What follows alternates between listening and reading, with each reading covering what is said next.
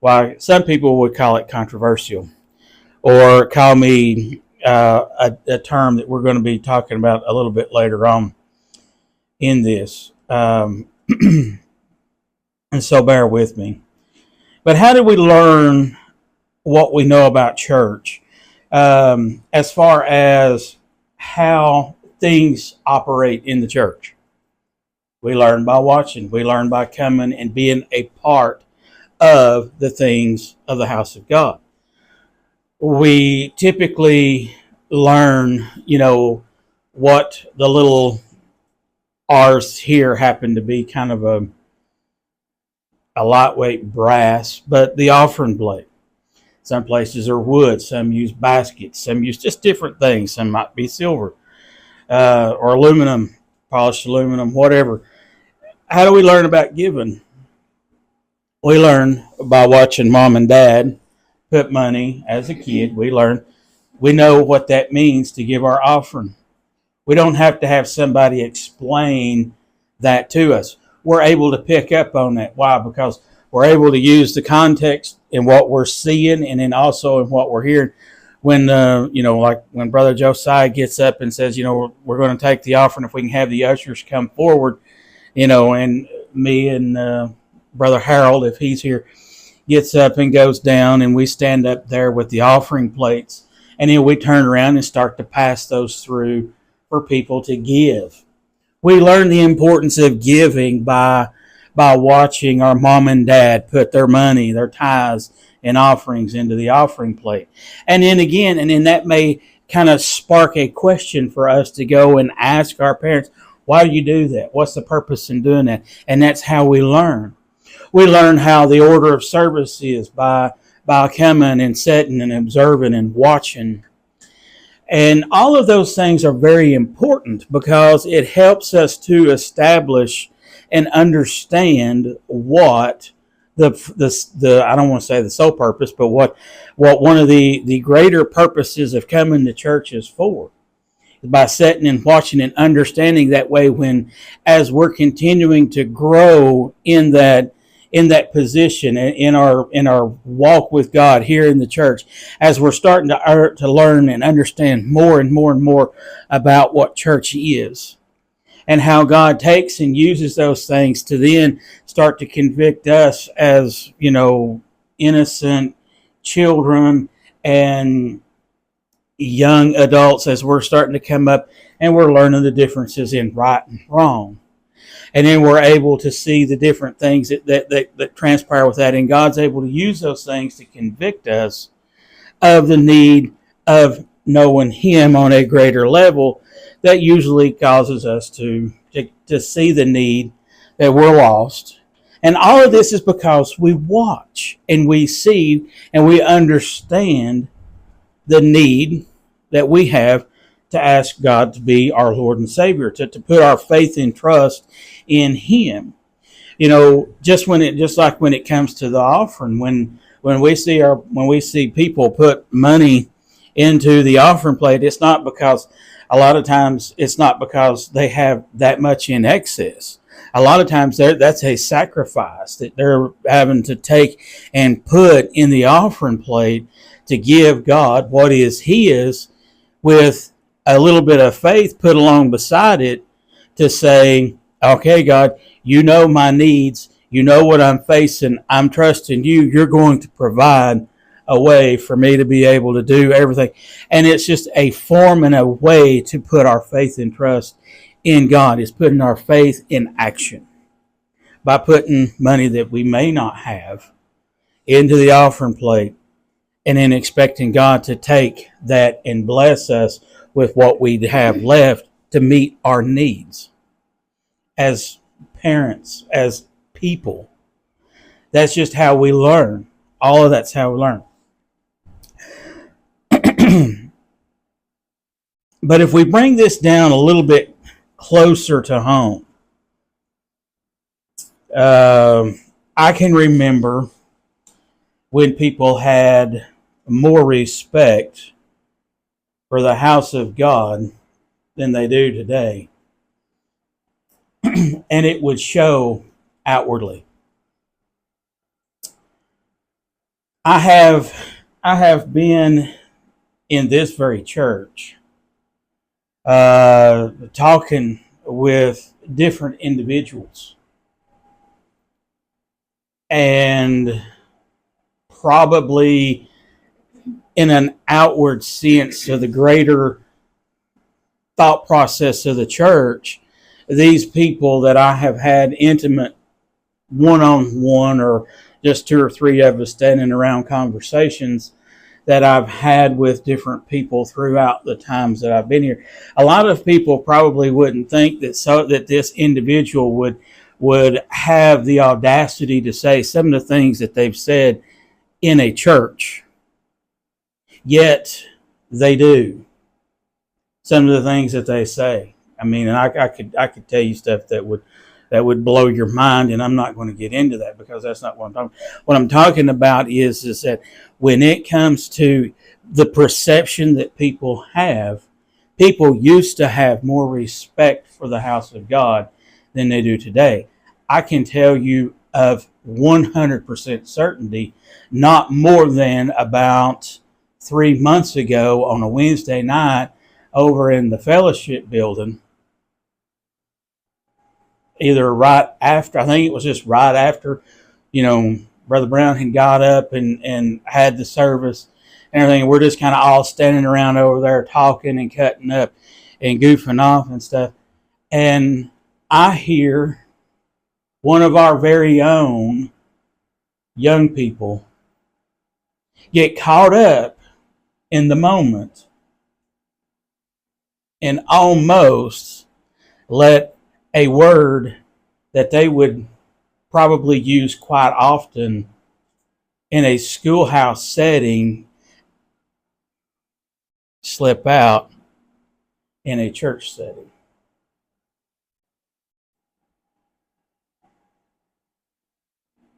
And it's not what you would call a very good word.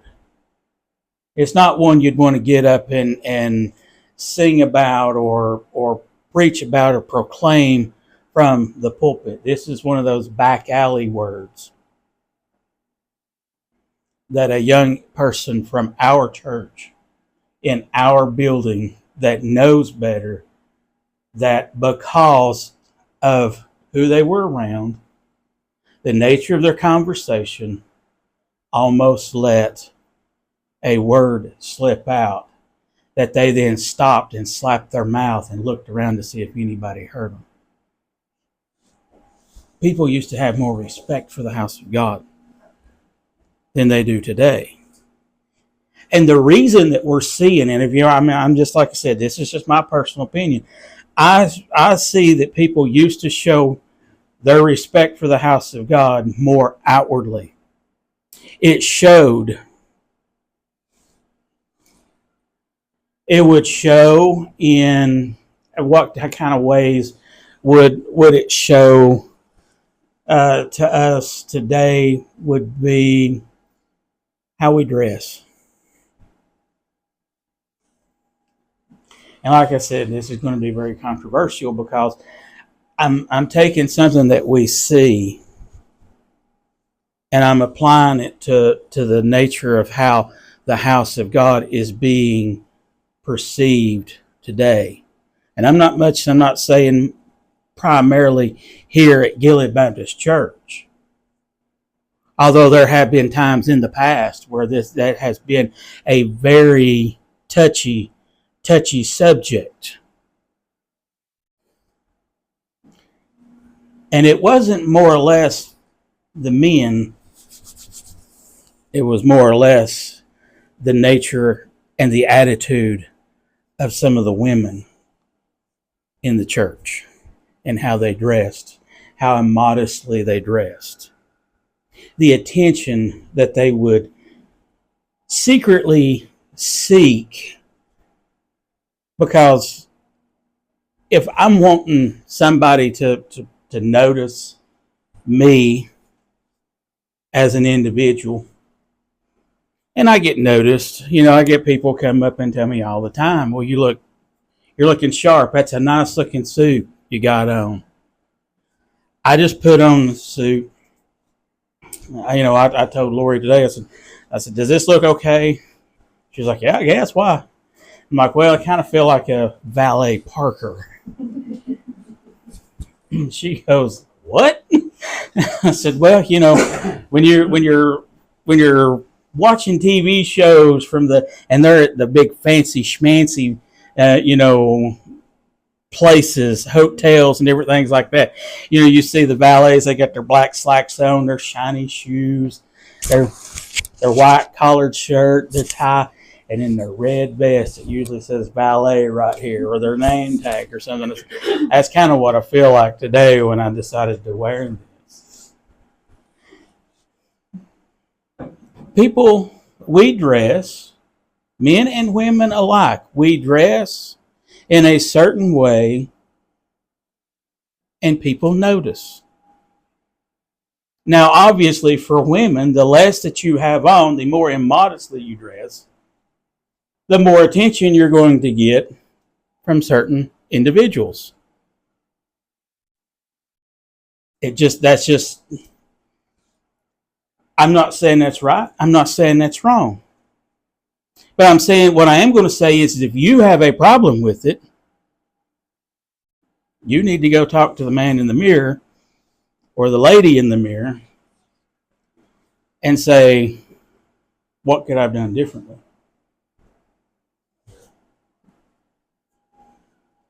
It all comes with respect.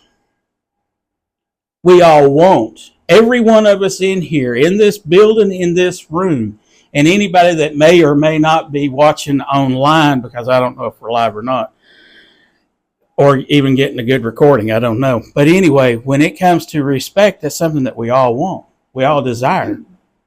Right? As parents, we desire the respect of our children. Not only just because, we're the parents, but because that is one of the only promises in the Bible that the reward for showing the respect your parents are due is rewarded by God Himself by giving long life for honoring your parents. You want to die young? Dishonor your parents. You want to have all kinds of problems in your young life and even into your older age? Dishonor your parents.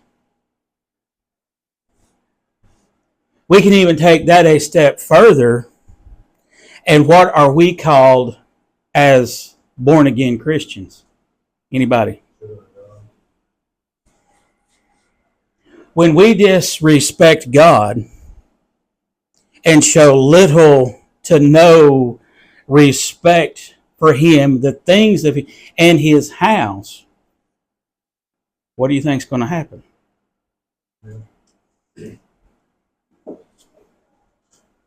We see this today primarily, and it's so prominent in, like I said, in the church today. And when I'm saying church, I mean corporately and collectively as the whole body. There's going to be different parts of that corporation that's going to be more modest, we'll say. You're going to find, a lot of men that come and we wear a suit and tie.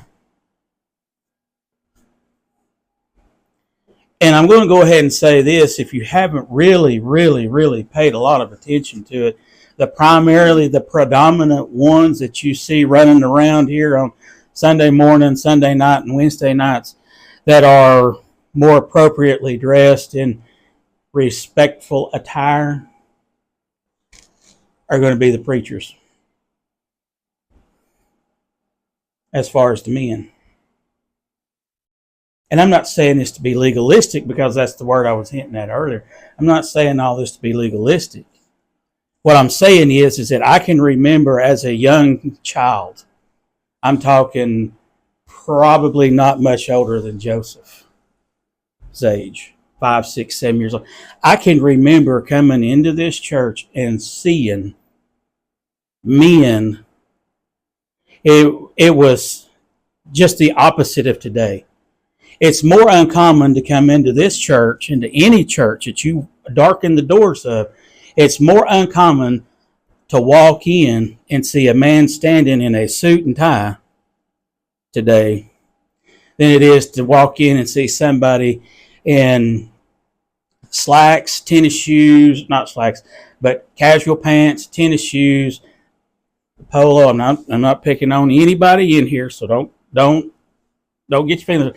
I'm saying corporately, even people today, so-called preachers, are getting up in their quote-unquote pulpits with shorts and flip-flops and a Bermuda t-shirt, a Bermuda shirt on. And I like Bermuda shirts. Y'all have seen the ones I wear.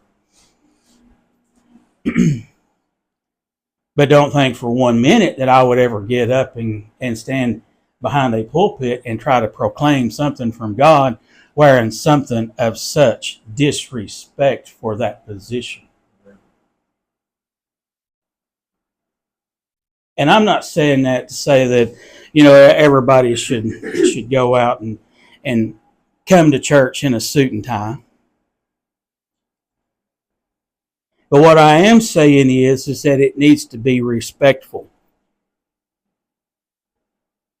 Even the men that we have here in this church that don't wear a suit and tie, they at least come to church in a more respectful manner for the place in the house of God than a lot of people do that are going to so-called churches today out there. We can also say the same thing about the ladies. Like I said years ago, we did have a problem with some of the ladies that wanted to wear skimpy outfits and then get mad because somebody would be lurking, looking constantly and everything. And it's because you ain't got no clothes on. I seen and I looked and I was really trying to find it, but I seen a preacher that I follow on Facebook, and I thought I knew who it was, but it wasn't. They commented on a post, but I couldn't find the post that they commented on.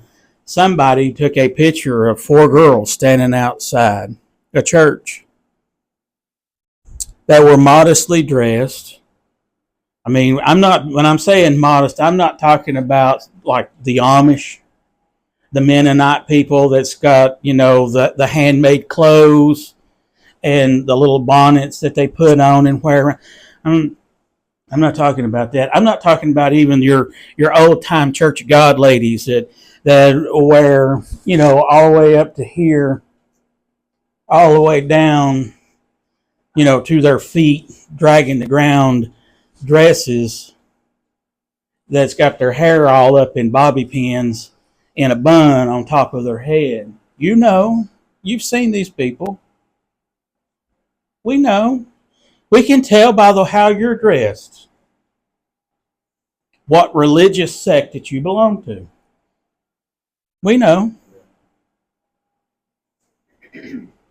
But a lot of times in a lot of your independent, even Southern Baptist churches today, you can't decide, you can't see who's worldly and who's a Christian, because we have lost so much respect for the house of God. And it shows. It shows. But like I said, this lady and these four girls, they're teenagers, they're in high school. And I don't know if it was a missionary or their dad as the pastor or what, but they had took a picture of these 4 girls standing here in, nice attire. I'm talking probably, mid-calf, but between the ankle and mid-calf skirt, nice blouse,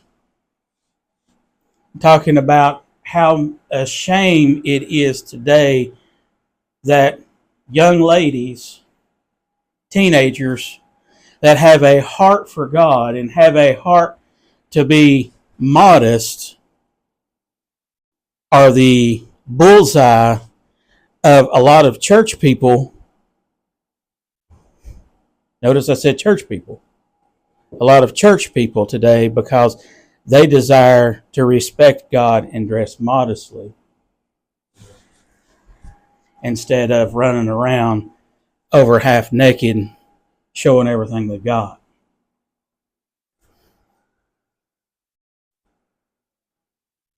That's where we're at today. We have lost the respect. And I'll go ahead and say this too, like it or not. But you want to know when women started wearing less and less and less in the church house? You want to know when about that time started? When the men of the church lost their respect for the God they serve. When men started taking off their tie, not wearing their suits, saying, well, it's just church. I don't have to dress up. I don't have to dress up to go to church to prove anything to anybody.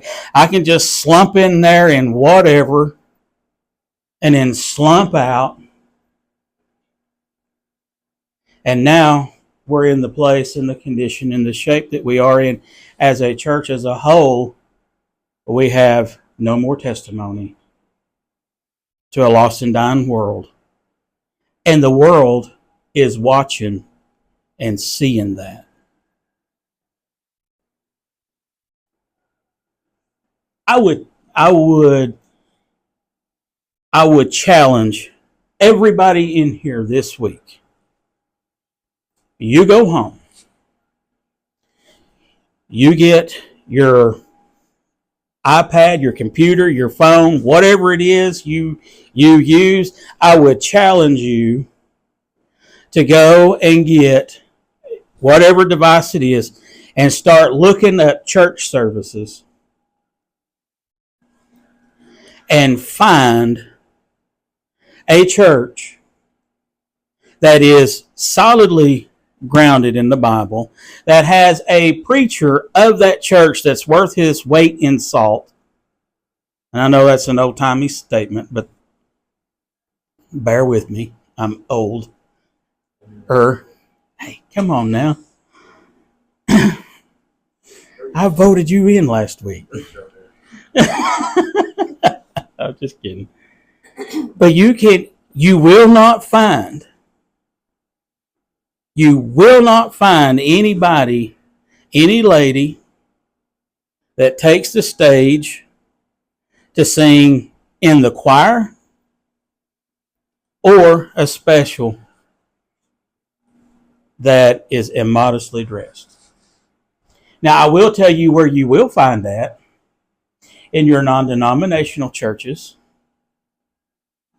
in your uber liberal Southern Baptist churches. You'll find all of that's welcome, accepted, and promoted. But you go home, and if you can bring me, I will get up and apologize. If you can bring me proof that an independent, fundamental, Bible-believing, King James only church with a pastor that stands on the Word of God, if you can bring me, I will get up and apologize to the world. We ain't got that many watch online, so it ain't going to be that big of the world. But I will get up and to the whole class and apologize for what I said today. If you can prove and bring me something to where there's somebody that's half dressed, if you got and I'm not talking about, you're going to find some guys get up and singing in something similar to what Brother John, I'm just using you because you're sitting right here, what Brother John's wearing. You'll find that's acceptable. But you will not find somebody getting up to sing and a man wearing flip-flops and shorts and a Bermuda shirt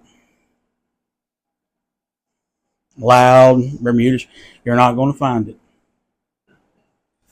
I'm sorry, but you're not. Why?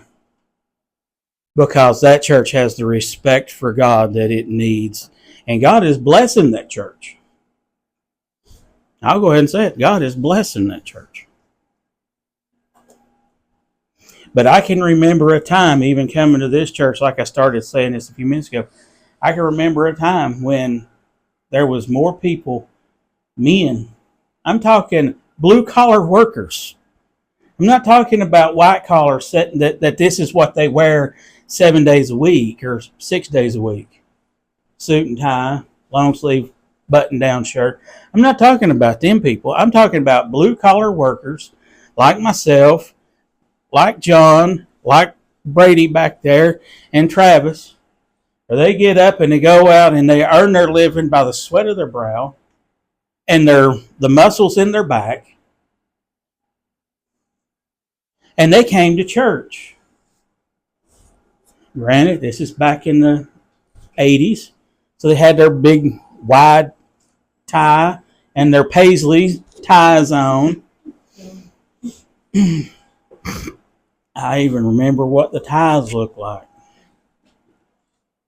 But what I'm saying is that when it comes to that, now today it's more uncommon to watch somebody new come into the church that has enough respect for the house of God to have a shirt, tie, suit on, or at least a tie,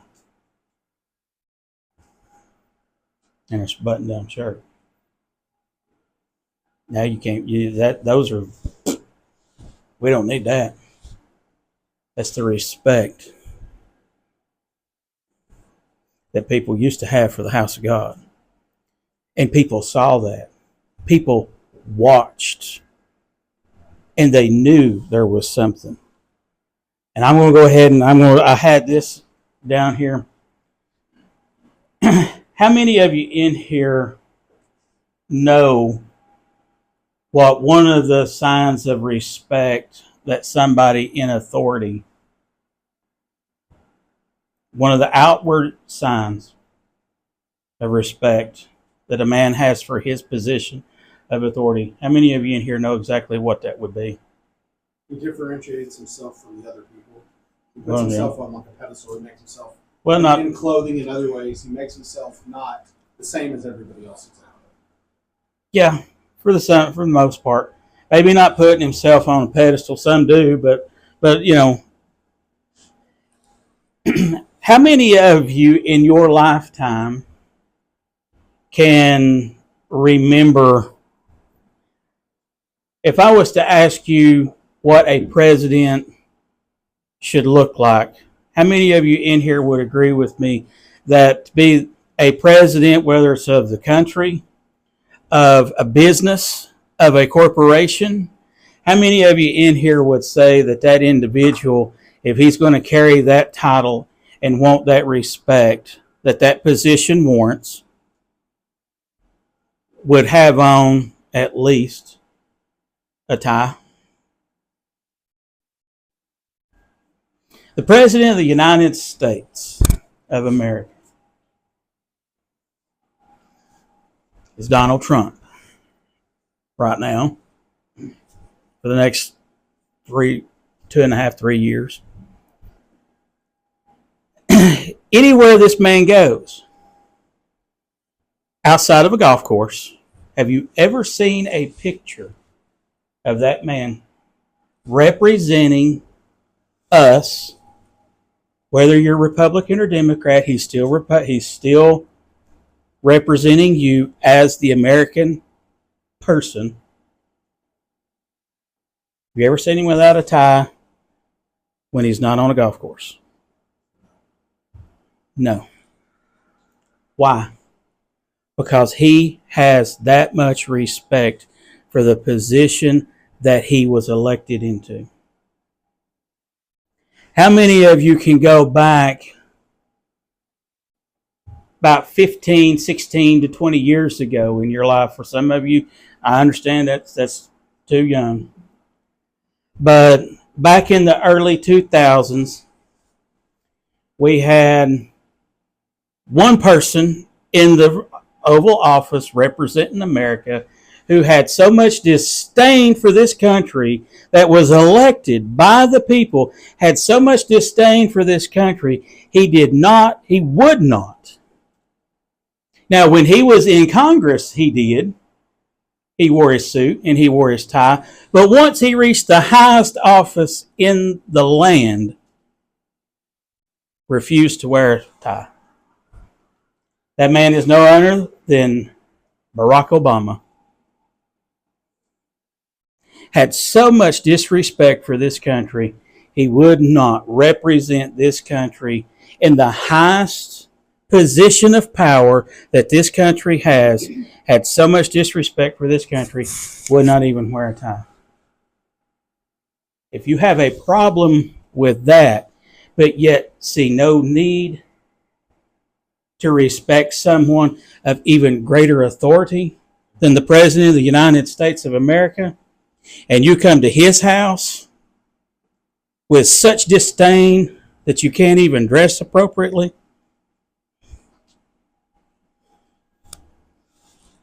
people are watching. They see what we're doing, and when we don't show the level of respect that we need to, why should we expect them to have more respect for us than what they have? Something to think about when you're trying to figure out why the world has such a disdain for us as Christians. Are you doing what you need to earn and to garner that respect? Sometimes all you got to do is look in the mirror to get your answer. But that's just a little side note on observing your